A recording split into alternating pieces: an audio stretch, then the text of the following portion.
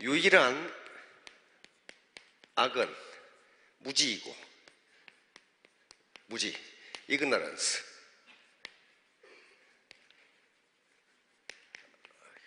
무지이고, 유일한 선은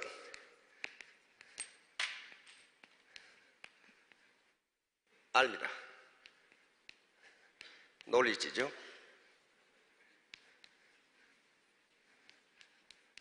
자, 요걸요 잘 음미해 보셔야 합니다. 소크라테스가 왜 이 말을 했을까?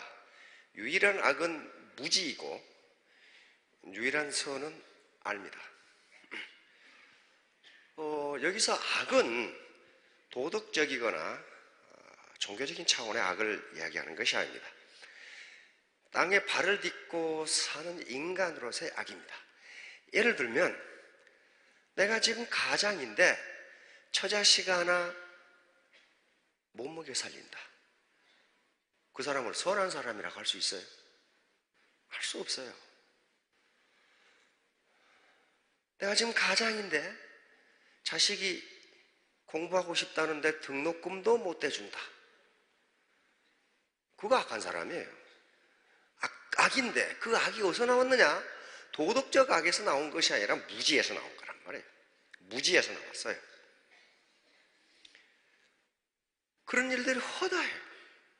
내 친구가 아픈데, 내 친척이 아픈데 병원비 하나 보조를 못 해준다. 그걸 잘한 일이라고 할 수 없어요. 근데 그 해주기 싫어서 안 하는 게 아니고 주머니 사정이 여의치가 않아. 그래서 소크라테스는 유일한 악, 인간으로서의 유일한 악은 무지에서 나온다고 봤어요. 무지.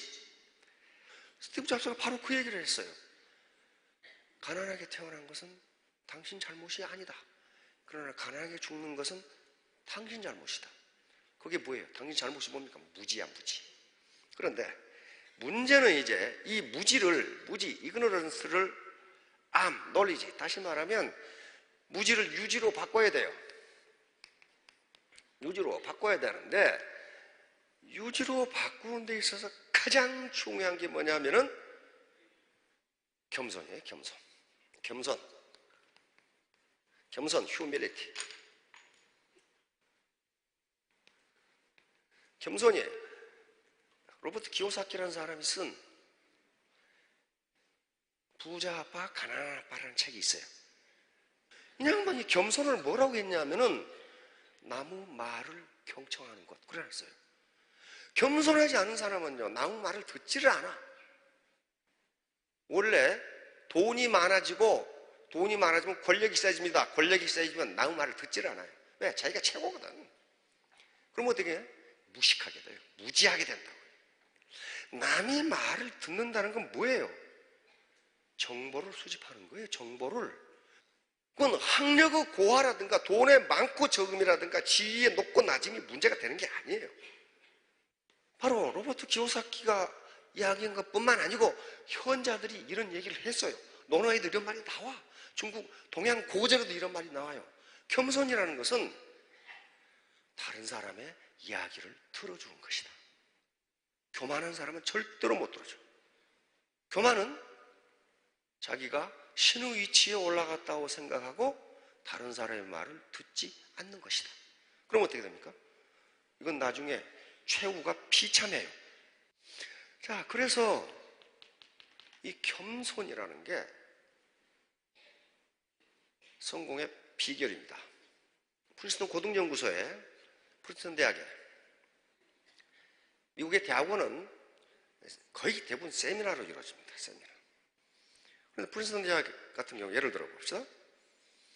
파인만 노벨상 받은 분입니다. 파인만이 대학원 1학년 때 세미나를 하게 돼 있어. 근데 교수가 지명을 합니다. 다음 세미나 때 자네가 발표해.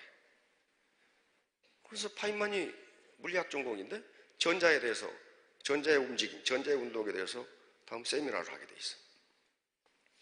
그러면 대학원 1학년생이 세미나를 진행하는데 대학원생만 참석하는 게 아니에요. 파인만이 깜짝 놀라서, 파인만은 21살이고 힐러라고 하는 지도교수, 지도교수는 28살인데 세계적인 학자거든요. 28살인데 자네 세미나에 그 파울리 교수가 올 걸세. 파울리 교수는 노벨상 받은 물리학자입니다. 자네 세미나에 그 폰 노이만 교수가 올 걸세. 그 사람은 컴퓨터 원리를 수학적으로 풀어낸 최초의 사람이요. 아주 그냥 이름만 들어도 거의 주눅 들 것 같은 교수들이 다 와. 하버드에서 오고 프린스턴에서 오고 브라운에서 오고 세계 최고의 학자들이 대학원 1학년생이 지금 세미나를 한다는데 거기 온다고. 그러면서 또 그 아인슈타인 교수가 올 걸세. 아인슈타인이 거기 나타나는데 거기 대학원 1학년생이 지금 세미나를 하는데 그래가지고 들어. 세상에 대학원 1학년생이 전자운동에 대해서 세미나 발표를 하는데 노벨상을 받은 기라성 같은 교수들이 그 세미나를 들으러 온다니까요. 아인슈타인 같은 말이지. 100년에 하나 날까 말까한 천재도 그 세미나를 들으러 와. 이게 뭐예요? 이게 겸손이에요. 겸손. 괜히 제가 뭡니다. 이거 한다고 겸손 아닙니다. 그 사람이 겸손한가 안 한가는 파트너가 또는 자기보다 어린 사람이 또는 자기보다 학력이 낮은 사람이 어떤 의견을 얘기했을 때 그걸 경청하는가 안 하는가를 보면은 그 사람이 겸손한지 안 한지를 알 수가 있어요. 그대로 드러납니다. 아인슈타인입니다. 똑같은 일을 계속하면서 다른 결과를 기대하는 것. 어제하고 똑같이 구멍가게를 하면서 내가 언제 부자 될까? 그거 부자 안 돼요. 어제하고 똑같은 얘기를 하면서 내 파트너가 늘어나리라고 생각하느냐 그 말이에요. 계속 일신 우일신 계속 발전해요. 계속 지식을 축적하지 않으면 흘러가는 시대에 끌려가고 말이에요. 자, 다음 포드. 대부분의 사람들이 사소하다고 무시하는 것들에 관심을 갖는 소수가 부자가 된다. 애터미 사업, 다단계 사업. 대부분의 사람들이 사소한 것이라고 또는 잘못된 것이라고 무시하는 것들에 관심을 갖는 많은 사람들이 아니에요. 소수가 부자가 된다. 헨리 포드는 정확하게 짚었어요. 다음, 헨리 포드는 100년 후에 다단계가 있을 줄을 미리 알았어. 네. Coming together is a beginning. 만남이 시작이야. 함께 오는 것. 만남이 시작이고 Keeping together is progress. 계속 함께하는 것이 발전이고 Working together is success. 함께 일하는 것이 성공이다. 앞에다 그것만 붙이면 돼. 다단계란? 그것만 붙이면 돼. 다단계란? 참 포드 아저씨는 참 별스런 얘기를 다 해놨어. 이게 재심합력이에요. 혼자는 절대로 성공할 수 없어요. Coming together is a beginning. 만남이 시작이에요. Coming together. 함께 오는 것, 이것이 시작이고 Coming together is a beginning. 하나의 시작입니다. Keeping together is progress. 계속 함께 하는 것이 발전이고 독불장군 치고 성공한 사람이 한 사람도 없어요. 마지막으로 Working together is success. 함께 일하는 것이 성공이다. 당신이 무엇이든지 생생하게 상상하고 간절하게 원하고 간절하게 원해야 됩니다. 나는 반드시 성공해서 우리 부모님을 편하게 모셔야 되겠다. 반드시 성공해서 우리 자녀들이 하고 싶다는 공부를 하고 싶도록 뒷발을 세주겠다. 나는 반드시 성공해서 비록 밉지만 남편에게 벤츠를 한 대 사주겠다. 라든가 간절한 소망이 있어야 돼요. 이제 애터미 사업은 빅 비즈니스입니다. 글로벌 빅 비즈니스예요. 이 애터미 사업이 성공하시면 글로벌 리더가 될 수 있고 계층 상승이 가능합니다. 여러분 사회 계층 상승 엄청나게 어렵습니다. 엄청나게 어려워요. 사회학에 계층이론이라는 게 있어요. 계층이론. 사회 계층이동은 거의 되지 않습니다. 부자 아들이 부자고 부자 손자가 부자예요. 가난뱅이 아들이 가난뱅이고 그 손자도 가난병이에요. 계층 이동이 그렇게 어려워요. IMF 사태 그때까지만 하더라도요, 계층 상승, 다시 말하면 가난뱅이에서 빈곤 탈출률이라고 합니다. 가난뱅이에서 중산층으로 올라가는 게 30%였습니다. 30%. 다시 말하면 무슨 얘기예요? 가난한 부모에서 태어나서 그 가난에서 탈출한 자녀가 10명 중에 3명이었다 그런 말이에요. 그래도 어렵죠. 그러니까 가난뱅이로 태어난 사람은 10명 중에 7명이 가난뱅이로 죽는다 그런 말이에요. 이 계층 상승 쉬운 게 아닙니다. 그런데 지금 더 떨어졌어. 거의 20%로 떨어졌어. 가난뱅이로 태어나서 그 가난을 벗어나고 중산층 이양을 튀어오른 게 20%밖에 안 돼. 10명 중에 2명만 가능하다. 그러면 가난뱅이로 늙어 죽는 8명을 보지 말고 2명을 보라는 거예요. 2명이 있다는 것은 가능하다는 얘기예요. 가능하다는 얘기예요. 그러면 그 가능성 안에 자기가 들어가면 될 거 아니에요. 지레 포기하지 말고, 성공하는 자는 포기하지 않고 포기하는 자는 승리하지 못한다예요. 왜 10명 중에 8명이 가난뱅이로 죽어? 아이고 나도 8명인가? 그 생각을 왜 하냐고. 나도 2명이 들어가면 되잖아요. 들어가면 되잖아요. 내 생산 도구가 뭐냐는 거야. 내가 돈벌이를 하는 도구가 뭐냐. 이거 엄청나게 중요합니다. 괭이로 밭을 빠는 게 빨라요. 경운기로 파는 게 빨라요. 경운기로 파는 게 빨라요. 그게 도구예요. 나라는 노동력이 어떤 도구와 결합하느냐에 따라서 생산이 달라지고 소득이 달라져요. 그래서 냉철하게 생각해봐. 이 도구가 과연 나를 부자로 만들 수 있느냐? 과연 나를 사회 계층 이동을 할 수 있게 하느냐? 그 생각 못하면 가난뱅이로 늙어 죽을 수밖에 없어요. 도대체가. 자, 다음. 그러려면 3H를 반드시, 이건 애터미 사업뿐만 아니고 미용실도 마찬가지예요. 3H가 반드시 필요해요. 미용실을 하건 구멍가게를 하건 피자집을 하건 3H는 반드시 필요합니다. 먼저 쿨헤드예요. 냉철한 이성, 자기가 판단해 봐야 돼요. 그 다음에 두 번째가 웜 하트, 따뜻한 마음이에요. 원칙 중심, 동반성장, 나눔, 웜한 따뜻한 마음을 가지고 나 혼자 잘 먹고 잘 살겠다? 그랬으면 오죽 좋겠어요. 그렇게 되질 않아요. 세 번째는 비지 핸드입니다. 행동이에요. 행동으로 옮기지 않으면요 절대로 결과가 나오질 않아요. 자, 재심합력. 그 재심합력이라는 건 후한서에 나오는 얘기입니다. 역사책이에요. 초대 황제인 광무제가 한 말입니다.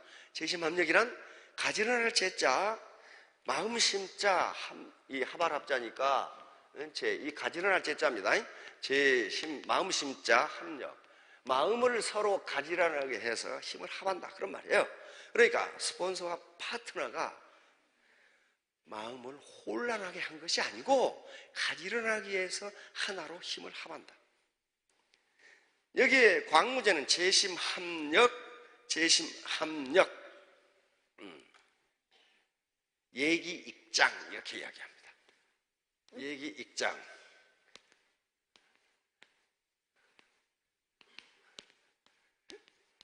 예기익장. 다시 말하면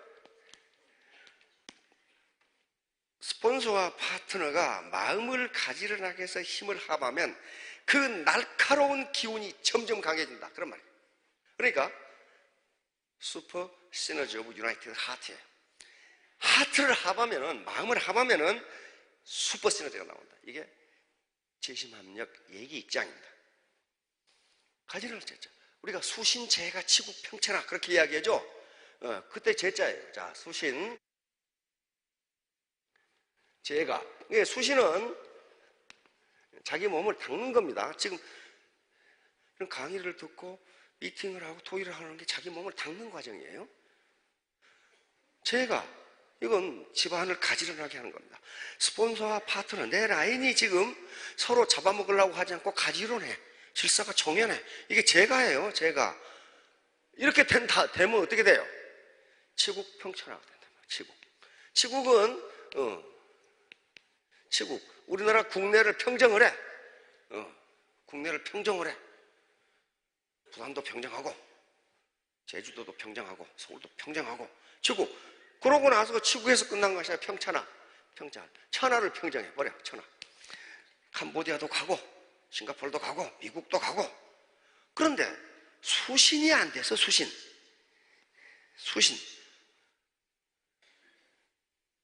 자기의 이 교양이 쌓이지 않았다는 말이에요. 그래가지고 스폰서는 파트너 못 잡아먹어서 날리고, 파트너는 스폰서 요간이라고 입에 아파 죽겠고, 이건 어떻게 돼요? 수신이 서로 안 된 거예요. 그러면 재가가 될 리가 없어요. 그러면 치국도 안 되고 평천하는 더더욱 안 돼요. 자, 그러니까 우리 각자는 여기 있는 모래와 자갈처럼 자기만의 개성, 자기만의 가치관을 사는 사람들입니다. 이게 나쁘다고 할 수 없어요. 그렇죠? 자기만의 개성, 자기만의 가치관, 자기만의 도덕관, 자기만의 종교관, 이걸 가지고 살아요. 이건 나쁘다고 할 수 없어요. 그런데 모래와 자갈, 이 단단한 모래와 자갈을 가지고는 집을 지을 수가 없습니다. 건물을 세울 수가 없어요. 반드시 높은 건물을 세우려면, 내가 로얄 마스터, 임페리얼 마스터, 크라운 마스터가 되려면 집이 좀 높아야 되는데, 적어도 7층은 돼야 되는데, 그러려면 철근이 필요해요. 철근. 이게 조직이야, 조직. 혼자는 못해요. 조직. 그러면 철근, 모래, 자갈만 있다고 집이 서느냐? 천만의 말씀. 시멘트와 물이 있어야 돼. 이것을 신뢰라고 할 수 있습니다. 트러스트. 서로 믿지 못하면요, 달라붙지를 못해. 각계약진이야. 그러니까 애터미 사업에서 성공하는 데는 신뢰라는 게 아주 기본적으로 중요합니다. 스폰서는 파트너를 믿고, 파트너는 스폰서를 신뢰하고. 자, 다음 집단지성과 우생. 프랜시스 골턴이라는 사람이 있습니다. 이건 다윈과 사촌간인데, 골턴은 우생학을 창시한 사람입니다. 우생학이란 원래부터 좋은 종자가 있고 나쁜 종자가 있으니까, 나쁜 종자는 평생 살아가면서 거지꼴로 살아가니 이런 종자는 단종시키고 좋은 종자를 퍼뜨려야 인류가 발전한다. 그런 아주 끔찍한 학문이에요. 그런데 자기가 우생학을 만들어 놓고 자기 이론이 맞다는 걸 증명하기 위해서 황소 실험을 했어. 황소 전문가하고 비전문가하고 둘을 불러가지고 이 황소가 몇 킬로그램 되겠느냐? 누가 더 근사하게 맞춰요? 황소 전문가가 더 근사하게 맞춰. 그런데 골턴이 이번에는 황소하고는 아무 관계도 없는 여러 사람을 모아놓고 전문가하고 황소 무게를 추측해 보도록 했어요. 그런데 골턴은 깜짝 놀랐어요.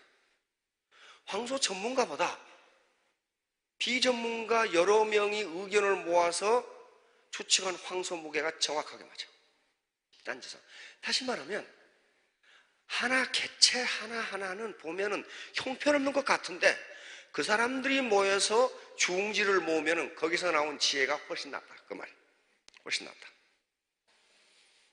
여기 중국에서는 뭐라고 부르냐 하면은, 못난 갓파치 셋이 제갈량보다 낫다. 그렇게. 못난 갓파치. 가죽 구두 만드는 사람 있죠? 갓파치라고 그래. 옛날에 가장 천민을 처음 봤어요. 요 세 놈이면 제갈량보다 낫다. 요게 집단지성이에요. 컬렉티브 인텔리전스라고 하는 거예요. 그래서 애터미가 저기 로얄 클럽이 있지만은 로얄 클럽 혼자서 해서 그렇게 된 게 아니에요.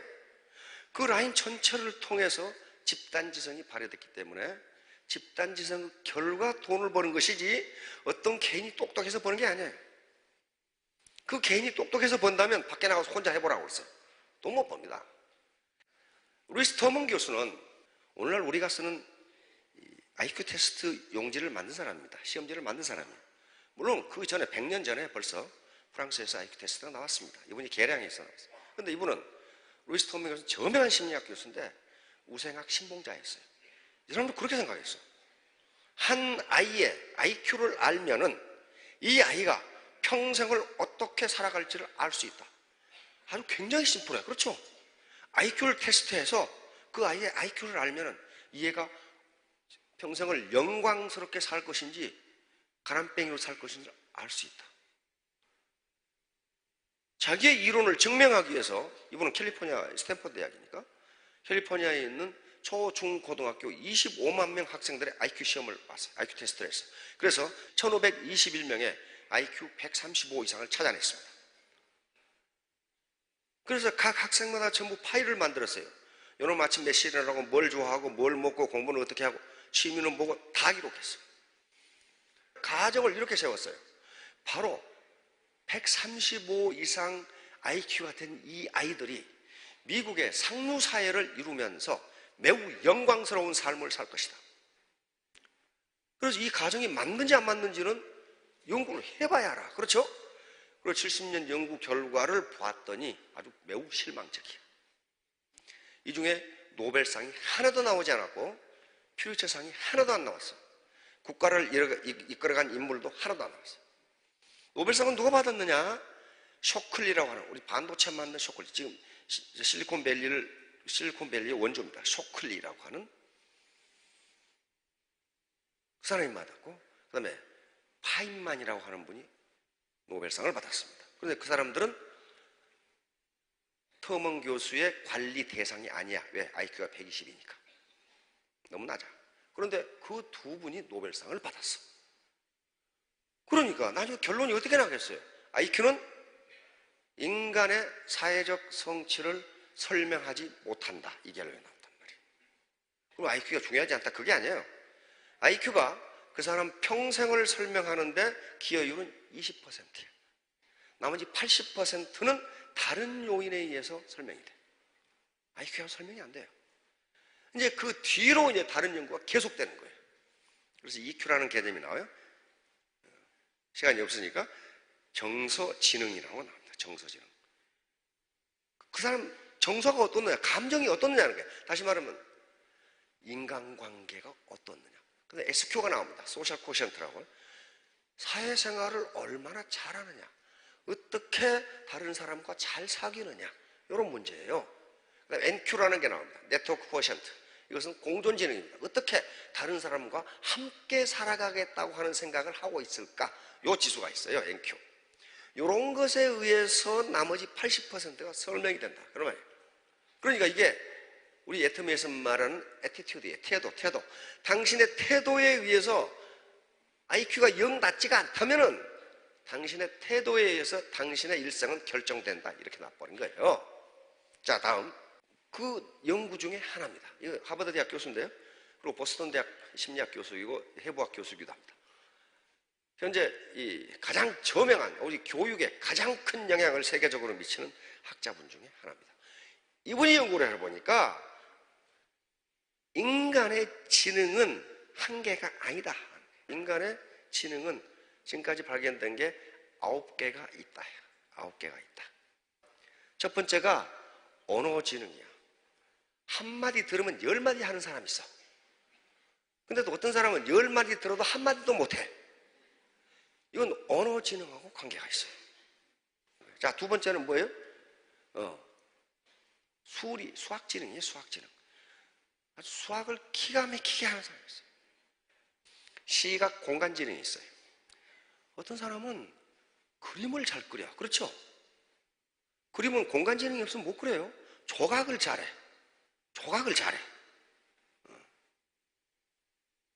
그런 사람이 있어요. 별로 배운 것도 없는데 조각도 잘하고 그림도 잘 그리고 그 다음에 집 같은 건축도 설계를 잘해. 이 공간지능이 엄청나게 발전한 사람. 다음 신체 운동지능이 있어요.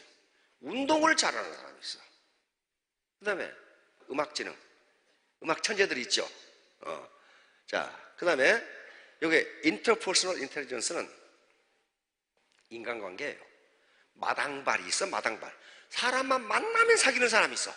만나면 사겨. 근데 어떤 사람은 사람 만나기를 죽기보다 싫어하는 사람이 있어. 라인에 다 있어요, 이런 사람들. 그 다음에 인트라퍼스널 인텔리전스. 자기 자신을 잘 알아. 소크라테스, 너 자신을 알라. 근데 자기 자신을 아는 사람이 그렇게 많지가 않습니다. 네가 지금 어떤 위치에 있느냐, 네가 뭘 아느냐 하는 걸 아주 잘 아는 사람이 있어요. 자연 관찰지능. 자연을 매우 관심이 많고 관찰이 많아. 그리고 안드로메다는 지구에서 몇 킬로나 떨어져 있을까? 그거 안드로메다가 떨어지고 말고 무슨 상관이냐고. 관심이 많아. 그리고 UFO 찾는다고 맨날 망원경 사가지고 돌아다녀. 이게 자연 관찰진이에요. 그거 인위적으로 하는 게 아니에요. 여러분들 망원경 하나 줄 테니까 UFO 찾으러 돌아다녀 보세요. 하루도 못 돌아다녀. 근데 그걸 즐기는 사람이 있어요. 마지막으로 실존지능, 존재지능 또는 실존지능이라고 합니다. 실존지능이 높은 분들은 주로 신부님이나 목사님이나 스님들이나 여기서 성직자들. 그러니까 이게 9가지예요. 자, 그러면 스폰서를 이 우두머리로 해서 밑에 라인이 쭉 있어요. 그런데 하워드 가드너 박사가 얘기하는 것은 뭐냐 하면은 모든 인간은 이 중에 1개 내지 3개의 강점을 가지고 있다. 이 9개를 다 가지는 인간은 없답니다. 없어. 그러니까 어떻게 되는 거예요? 그런데 세상을 살아가는 데는 이 9개가 다 필요하다는 거예요. 그러면 한 사람이 다 가질 수 없으니 어떻게 해야 돼? 재심합력해야 된다. 서로 부족한 면을 보충해주면 내 라인 10,000명 중에 다 해당된다는 거야. 여기에 어느 것인가는 해당이 돼. 여기서 뭐가 나오느냐? 슈퍼 시너지가 나온단 말이야. 집단지성, 컬렉티브 인텔리전스가 여기서 튀어나온다. 그것 때문에 돈 버는 거예요. 그것 때문에 내가 잘나서 하는 게 아니에요. 다음, 요것 때문에 돈 버는 거예요. 이게 기하급수의 원리입니다. 기하급수. 지오메트릭 시어리를 그래요. 사원들에게 봉급을 주기 싫어하는 노랭이 사장님이 돈을 무지무지 주기 싫어해. 그러니까 한 젊은이가 와서 사장님 저는 돈 많이 안 받겠습니다. 한 달간 오늘은 1원만 주시고 내일은 2원만 주시고 한 달간 주십시오. 이 영감탱이가 계산해 보니까 600원이면 될 것 같거든. 600원이면 될 것 같아. 그런데 600원이 되는가 보세요. 보세요. 자, 20일 지나니까 100만 원. 그렇죠? 20일 지났는데 100만 원밖에 안 돼. 그러니까 30일이면 150만 원 되겠구만. 이렇게 계산하는데 웬걸 30일이 얼마예요? 10억이 나옵니다. 이게 기하급수의 유력입니다. 그래, 재미가 그거예요. 그러니까 무한단계 정립이라는 게 이 유력이에요. 만약에 무한단계 하지 않고 20단계 끊어버리면 어때요? 100만 원밖에 못해요. 무한단계 정립이기 때문에 30단계를 넘어가면 10억이 넘는다니까요. 이게 기하급수의 위력이에요. 그래서 우리 마케팅 프로그램 설명하면서 무한단계다, 뭐 평생 정립한다는 게 아무것도 아닌 것 같은데 그게 기하급수의 유력을 나타냅니다. 그거 아니고서는 돈 못 벌어요. 기하급수가 아니고서는 못 벌어요. 수학은 아무도 거짓말을 못 합니다. 자, 다음. 요 지렛대 원리인데요. 지렛대 원리예요. 요 지렛대가 길면 길수록 여기 작은 힘으로도 무거운 물체가 올라간다. 들어 올릴 수 있다. 아시죠? 네. 요 지렛대가 길면 길수록 여기 힘을 조금만 가해도 무거운 물체를 들어 올릴 수 있다. 이 지렛대가 뭐예요? 지렛대 길이가 뭐예요? 라인의 길이에요. 라인의 길이라고요. 근데 라인이 길기만 하면 돼요? 길기는 긴데 이놈 막대기가 흐물흐물하다. 부러져 버린다. 안 돼요. 아까 말한 바로 트러스트, 신뢰입니다. 스폰서와 파트너 간의 신뢰. 공생발전, 동반성공, 그리고 나눔. 요게 이 지렛대의 강도예요. 이 지렛대가 길고 튼튼하니까 무거운 돌을 끌어 올릴 수 있는 거예요. 우리가 인생을 살아가는 데서 성공하는데 능력, 어빌리티, IQ가 전혀 중요하지 않다. 그런 거 아닙니다. 1% 중요해요. 누가 한 얘기냐? 에디슨이 한 얘기예요. 천재는 1% 영감과 99% 땀으로 이루어진다. 1% 영감이 바로 머리입니다. 머리. IQ예요. 자, 나머지는 뭡니까? 여기서부터 트러스트부터는 전부 태도, 애티튜드에 해당합니다. 태도. 내 마음가짐에 해당하는 거예요. 마음가짐. 그러니까 애터미의 성공은 1%의 머리, 그리고 나머지 99%는 내 마음가짐, 애티튜드다. 내가 파트너, 스폰서라서 우리 파트너에게 어떤 사랑을 베풀 것인가? 내가 파트너로서 우리 스폰서와 어떤 관계를 유지할 것인가? 요게 애티튜드예요. 애티튜드. 그래서 애티튜드 is everything 이렇게 합니다. 태도가 전부다. 자, 3년 후, 5년 후에 전부 로얄 마스터가 되시기 바랍니다. 예, 감사합니다.